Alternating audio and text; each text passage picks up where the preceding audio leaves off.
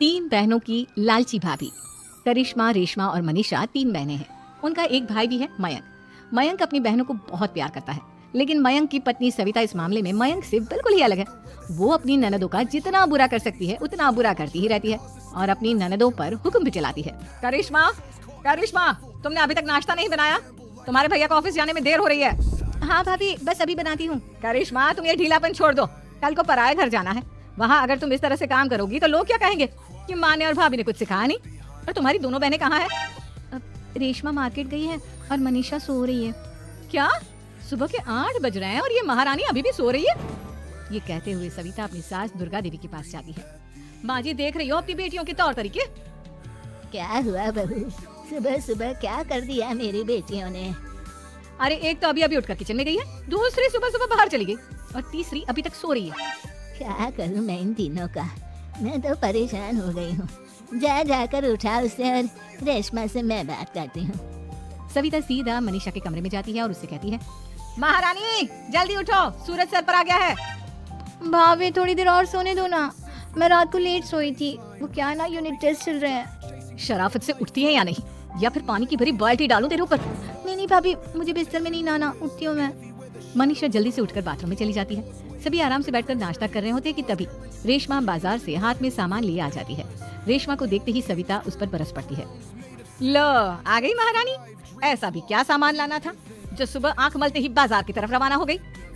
भाभी, कल आप ही तो चीख रही थी कि घर का सारा सामान मुझे ही लाना पड़ता है, घर में किसी को भी किसी काम से कोई लेना देना नहीं है। अब मैं बाजार जाकर सामान ले आई तो आपको इस बात से भी तकलीफ हो रही है? देख रही हो माँ जी, अपनी बेटी की जुबान कैंची से भी तेज चलती है। और मयंक, आप तो कुछ कहेंगे नहीं अपनी लाडली बहन को। रेशमा, अपनी भाभी से ऐसे बात नहीं करते। चलो माफी मांगो। भैया, मैं क्यों माफी मांगू? आप भाभी से बोलिए ना कि हम पर कम हुक्म चलाया करे। हम इस घर की बेटियां हैं और आपकी पत्नी की ननद है, नौकरानी नहीं। लो कर लो बात, इनकी भलाई के लिए कुछ भी बोलो तो इन्हें बुरा लग जाता है। इस घर में यही इज्जत है मेरी। देख लो माँ जी, आपकी बेटी किस लहजे में मुझसे बात कर रही है। सविता वहाँ से चली जाती है। मयंक को बहुत गुस्सा आता है, वो भी वहाँ से चला जाता है। फिर करिश्मा रेशमा को समझाती है, रेशमा, तुम्हें भाभी से माफी मांग लेनी चाहिए थी ना। लेकिन दीदी, मैंने कुछ किया ही नहीं, तो मैं माफी क्यों मांगू? हाँ करिश्मा दीदी, रेशमा दीदी जैसे ही घर में आई भाभी ही उन पर चिल्ला रही थी। हाँ, मैं मानती हूँ कि गलती भाभी की थी। मैं तो इसलिए बोल रही हूँ कि भाभी ने माँ को तो पूरी तरह अपने वश में कर लिया है। वो हमारी बात सुनती ही नहीं। मयंक भैया हमारे लिए हमेशा खड़े रहते हैं, इसलिए उनकी बात का मान तो तुम्हें रखना चाहिए था ना। कोई फायदा नहीं दीदी, कुछ दिनों की बात और है, भाभी उन्हें भी हमारे खिलाफ भड़का देंगी।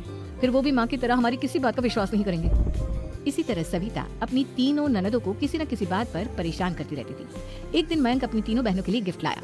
करिश्मा, ये तुम्हारे लिए हार का सेट। रेशमा, तुम्हारे लिए सुंदर सी ड्रेस। और मनीषा, तुम्हें किताबें पसंद है ना, तुम्हारे लिए किताबें लाया हूँ। थैंक यू भैया। थैंक यू भैया। थैंक यू भैया। करिश्मा, तुम्हारा नेकलेस कितना सुंदर है, ये भैया कहाँ से ले आए होंगे? मैंने भैया को 3 दिन पहले फोन पर ये डिजाइन दिखाया था और आज भैया ये ले आए। सविता तो अपनी ननदों के गिफ्ट्स देखकर जल गई और करिश्मा का नेकलेस तो उसे भी बहुत पसंद आया था। अपनी बहनों के लिए कितना अच्छा नेकलेस लेकर आए हैं, मुझे कभी कोई गिफ्ट नहीं दिया। मैं आज ही ये हार चुरा लूंगी। रात में सविता करिश्मा का हार चुरा लेती है और इसी तरह उसे अपनी ननदों की जो भी चीज अच्छी लगती वो उसे मांगती नहीं, बल्कि रात के अंधेरे में चुरा लेती। इसी तरह दिन बीतते गए और सविता ने मयंक के दिल में भी उसकी बहनों के लिए नफरत पैदा कर दी। एक दिन मयंक ने करिश्मा और रेशमा के लिए रिश्ता देखा और ये बात उसने घर में सबको बताई। माँ, करिश्मा और रेशमा के लिए बहुत अच्छा रिश्ता आया है, वो लोग कल इन्हें देखने आ रहे हैं। आप और सविता मिलकर सारी तैयारी कर लेना। ये सुनकर करिश्मा और रेशमा खुश हो जाती हैं, लेकिन सविता सोचती है, अगर इन दोनों बहनों की शादी हो गई तो घर और बाहर का काम कौन करेगा? मनीषा तो 1 नंबर की कामचोर है, उससे तो किसी बात की उम्मीद लगाना ही बेकार है। मुझे इस शादी को रोकना होगा। अगले दिन सभी लड़के वालों के स्वागत की तैयारी करने में लगे होते हैं। तभी मयंक अपनी बहनों से आकर कहता है, तैयार हो गई तुम दोनों? देखो, दोनों लड़के बहुत अच्छे हैं, मैं कोई कसर नहीं छोड़ना चाहता, इसलिए तुम उनके सामने अच्छे से बिहेव करना और अपनी भाभी से लड़ने मत लग जाना। करिश्मा, तुम वो नेकलेस पहन लो ना जो मैं तुम्हारे लिए लाया था। भैया, मैं बहुत देर से वो नेकलेस ढूंढ रही हूँ, लेकिन मुझे मिल ही नहीं रहा। क्या? तुमने नेकलेस खो दिया? तुम्हें पता भी है वो कितना महंगा था? तुम कोई काम ढंग से नहीं कर सकती।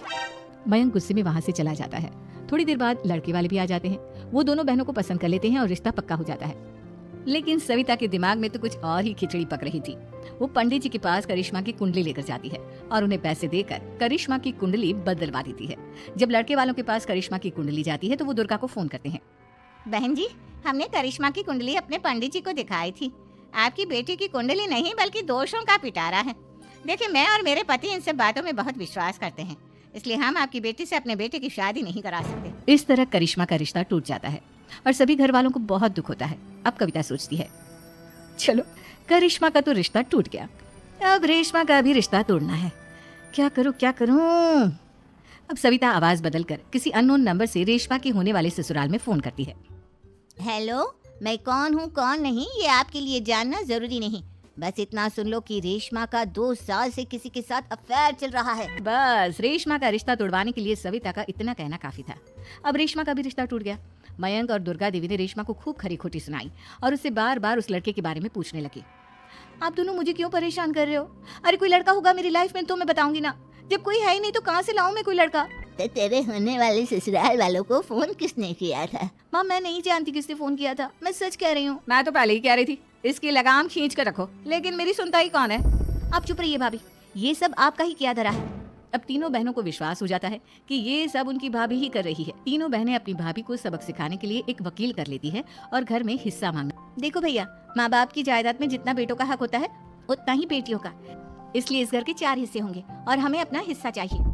मैंने तुम्हारे लिए क्या क्या नहीं किया और तुम इस घर में हिस्सा मांग रही हो?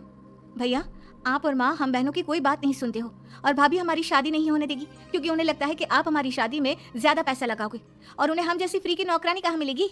तो हम भाभी के साथ तो रह नहीं सकते, हम बहनों को अपना हिस्सा चाहिए। अरे तुम्हें शर्म आनी चाहिए अपनी भाभी पर ऐसा इल्जाम लगाते हुए, वो तुम्हारे बारे में कितना सोचती है। हाँ माँ, भाभी हमारे बारे में बहुत सोचती है, दिन रात बस यही सोचती रहती है कि किस तरह से अपनी तीनों ननदों को परेशान करूं, और कभी मुझे पढ़ने भी नहीं देती। दोनों बहनों का रिश्ता भी तो इन्होंने ही तोड़वाया है और रात में हमारे कमरे में आकर हमारी चीजें भी चुराती हैं। इसी तरह सविता की तीनों ननदें अपनी बात पर अड़ी रही। अब कोर्ट में तारीख भी शुरू हो गई। जब सविता को लगा कि उसकी तीनों ननद इतनी आसानी से नहीं मानने वाली, तो उसने अपने पति और सास को सारी सच्चाई बता दी और अपनी तीनों ननद से माफी मांगी। मयंक और दुर्गा को भी अपनी गलती का एहसास हो गया। अब सविता खुद करिश्मा और रेशमा के लिए अच्छा रिश्ता ढूंढती है और उनकी शादी करवाती है।